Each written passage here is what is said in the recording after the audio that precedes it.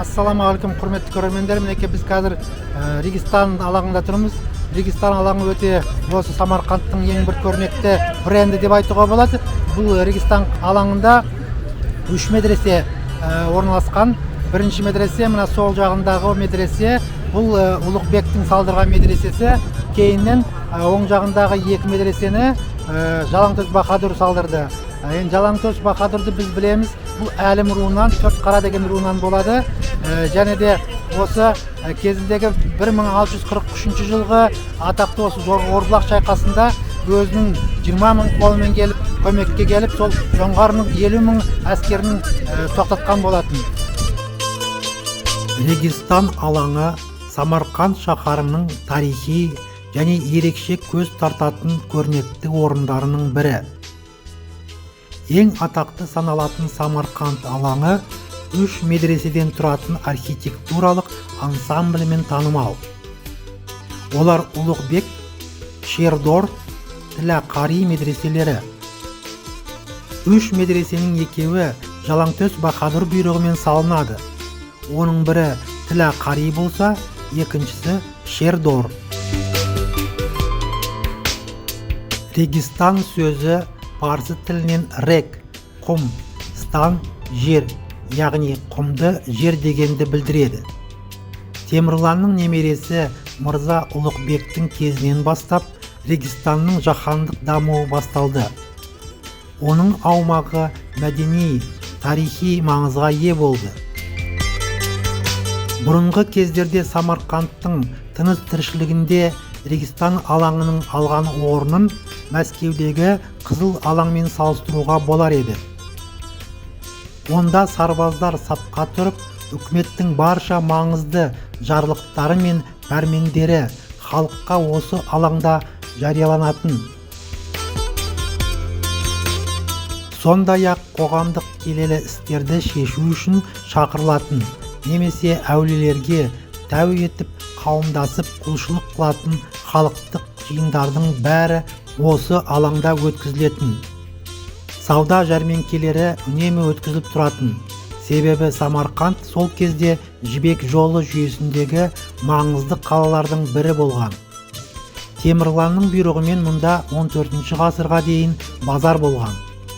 Одан кейін Темірланның немересі Ұлықбектің бұйрығымен 1409-1449 жылдары алаңда алғашқы медресенің құрылысы басталды.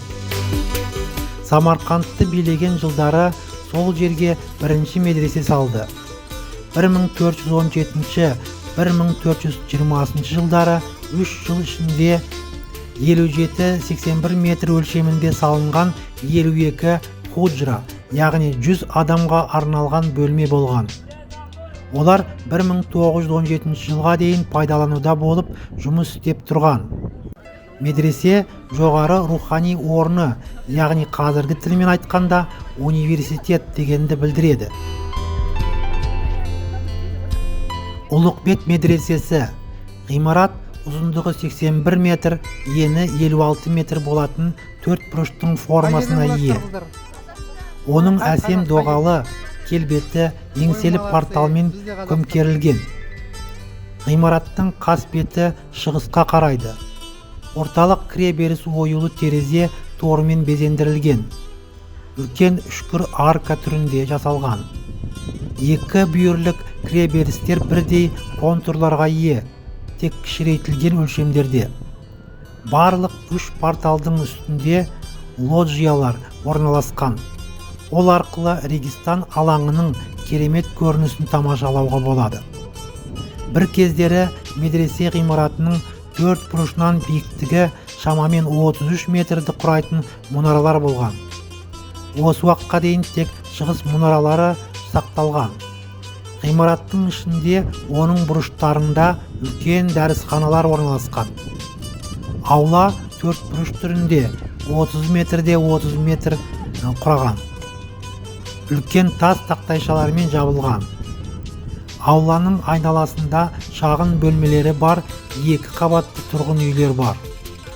Ғимараттың оңтүстік және солтүстік бөліктерінде орналасқан жабық айвандар бұрын жазғы сыныптар ретінде қолданылған.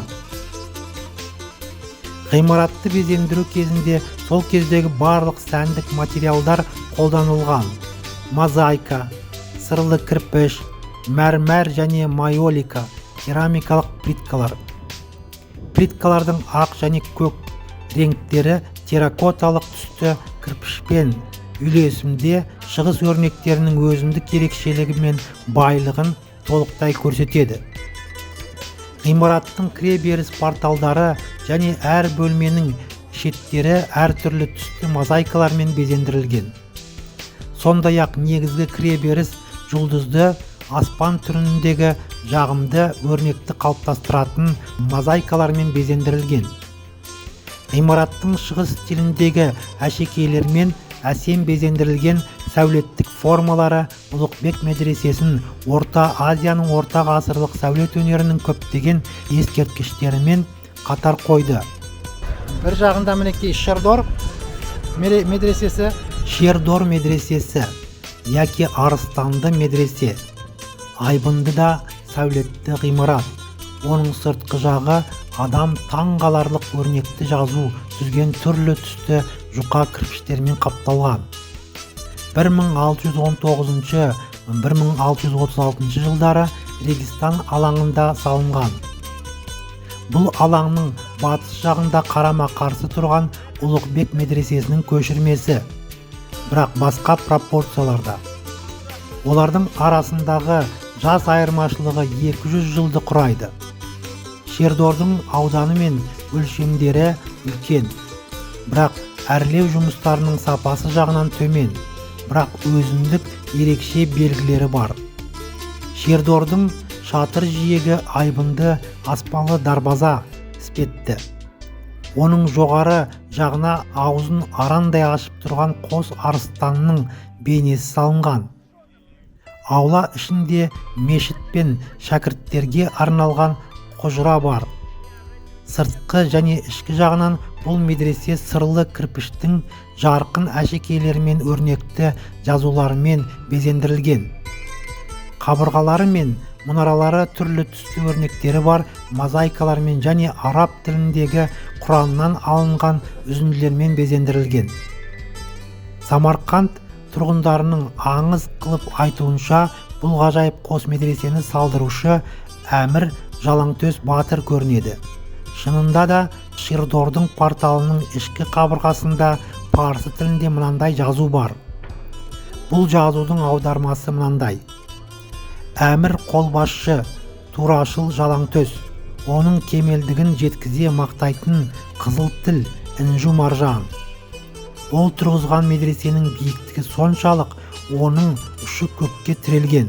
Ақылдың қыраны қанатын қанша қатты қақса да, жылдар бойы сенің биік аспалы дарбазаңа жете алмас. Оның мұнарасының ұшына ғасыр бойы ілмекті арқаны бар айлакер ұры да шыға алмас.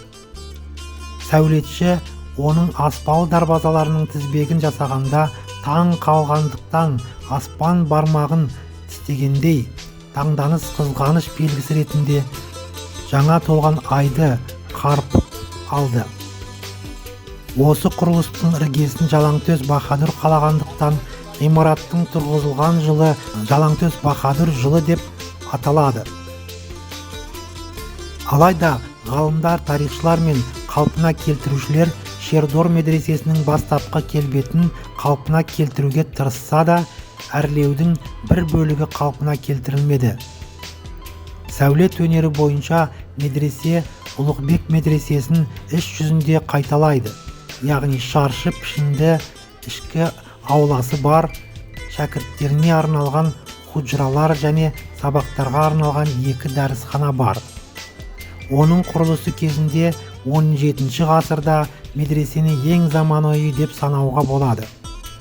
Құрылыс кезінде сол жылдардағы ең жаңа сәулет жаңалықтары қолданылды. Шердор медресесі өзінің тарихында бірнеше рет қалпына келтірілді. Ең үлкен жұмыстарды 20 ғасырдың басында кеңес сәулетшілері жүргізді. Олардың бірі әлемге әйгілі Шухов болды. Бүгінгі таңда Самарқанд сәулетінің бұл ескерткіші қаланың басты көрікті жерлерінің бірі болып табылады. Ал 2001 жылы Шердор медресесі ЮНЕСКО-ның әлемдік мұра тізіміне енгізілді. Жалаңтөс Баһадурдың салған медресесі бұл Регистан кезінде Ұлықбек 15 ғасырда салған екен, ал 17 ғасырда Жалаңтөс Баһадур осы екі медресе. Тілә Қари медресесі 1646-1660 жылдары Ұлықбек заманынан қалған ескі керуен сарай орнында салынған. Жалаңтөс би Баһадур медресе өзінің қасбетімен Регистан алаңын тұйықтап, сонымен қатар мешіт ғимараттың өзіне орналасып, сонда шәкірттері медреседен шықпай-ақ намаз оқи алатындай етіп салуды жоспарлаған болатын. Тілә Қари, яғни алтынмен апталған медресесі 3 жағында ауласы бар тік бұрышты көлемді ғимарат. Оның биіктігі шаршы шатыр жиегі, яғни фронтон. Сыртқы қабырғасы мен мұнаралары әсем түрлі түсті нақышты өрнекті жазулармен безендірілген. Алтын жалатқан жұқа кірпіштермен қапталған. Ал аулада шәкірттерге арналған 25-ке жуық құжыра бар. Мешіттің ішкі қабырғасы да түрлі түсті алтын жалатқан өрнекті жазу суреттермен безендірілген.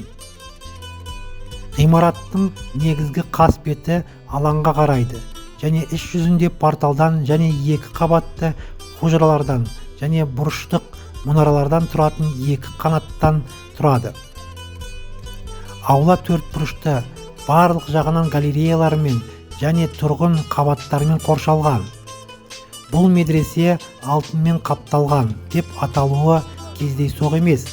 Шын мәнінде қабырғалар мен аркалар мұнда дәстүрлі кескіндеме мен мозаикалық ою-өрнекпен ғана емес, сонымен қатар мол алтынмен де көмкерілген. Арнайы намаз орны михраб және имам орны мінбер кезінде алтын жалатумен жабылған болатын. Алайда 19 ғасырдың басында Самарқандта қатты жер сілкінісі болып, медресенің басты порталын қиратты. 1918 жылы Самарқандта кеңес өкіметі орнағаннан кейін медресенің діни мектептер ретіндегі қызметі тоқтатылды. 1 жылдан кейін сауда нүктелері бұзылды. Алайда кеңес өкіметі Регистан алаңының керемет ескерткіштерін қалпына келтіруге көп күш пен қаражат жұмсады. Барлық 3 медресе қирандылардан тазаланып, іс жүзінде қалпына келтірілді. 20 ғасырдың 20 жылдарында басталған қалпына келтіру жұмыстары кеңес одағы ыдырағанға дейін аяқталды.